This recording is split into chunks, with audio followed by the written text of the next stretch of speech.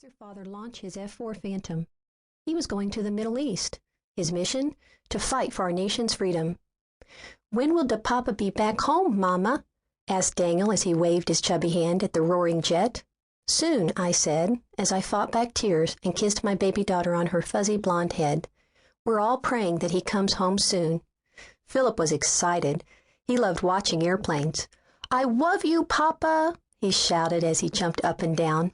Then all of a sudden he turned to me, furrowed his brow, and said very seriously, "You know, I really love da Papa."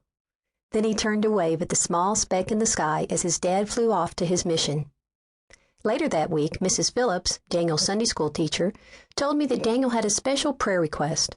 She said he asked, "Please pray for all the Air Force guys that fly to protect our freedoms." Then he paused and added, "And please pray for them Army guys that do the same thing, but they fly and fight in them helicopters. Oh, and pray for the Army girls, too." Daniel didn't quite understand what his father did for a living a decade ago, but after the Kosovo War, and now with our current situation, he does. As a military family who currently has 5 school-age children and 2 adult children, we have a keen appreciation for what it takes to keep this nation free. We've lived through these 2 wars and know that my husband, Lieutenant Colonel Bob Kay, will likely be called upon again to fly and fight in order to protect our nation's freedoms. The kids and I are the veterans on the home front. Some have called military families the hidden heroes at home, but most of us would not accept such a distinction. After all, we don't wear the uniform, we haven't sworn to offer our life's blood to defend our nation, and we don't eat MRE rations in some faraway place. We merely support those who do. And yet if Bob knows that when he returns from his mission, he will have a loving family waiting for him, he is better equipped to perform at the height of his capabilities. When he believes that his family will have people in the community who will assist them through the uncertain weeks and months ahead, he rests a little better when he contemplates the stars in a darkened sky half a world away. And in many ways, these families, as well as their communities, have contributed to our national defense, as have all the supportive families of other airmen, sailors, and soldiers. There are some basic things military families can do to be more prepared for the various aspects of this lifestyle. While some of these things we discuss here seem pretty basic, others, such as relationship issues, are not as evident. And yet these other aspects of our lives have a great impact on how we are able to cope with the moves, the separations, and the financial constraints.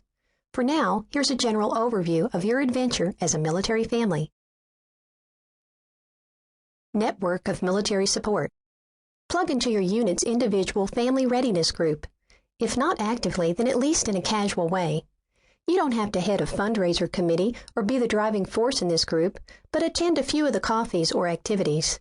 You will need this group when your spouse deploys, for information disbursement as well as support. Network of non-military support. When families live on base, their children attend the base school and they go to the base chapel. They can easily become base cadets. We need to broaden our scope of influence and our children's through developing relationships with non-military friends. We need a break from the military speak, and these friends can provide that touch of reality. Consider joining groups off base, or go to a civilian church to make sure you have friends who will keep you balanced. Legal limitations. If your spouse is going to deploy, it could be for a month that turns into a year. You will need to check with your installation's legal department and get your wills in order and a power of attorney. Make sure that your name is on your checking and savings accounts and that your name is also on the title to your vehicles and your home. These simple precautions can save you major financial and legal problems. Budget binges. If you don't have a budget, we need to talk about how you can get one set up for your family later in this audiobook, and then get on a budget right away. Be sure you know about the finances in your home and that you have the power of attorney to handle all the financial decisions that could arise when your spouse is deployed.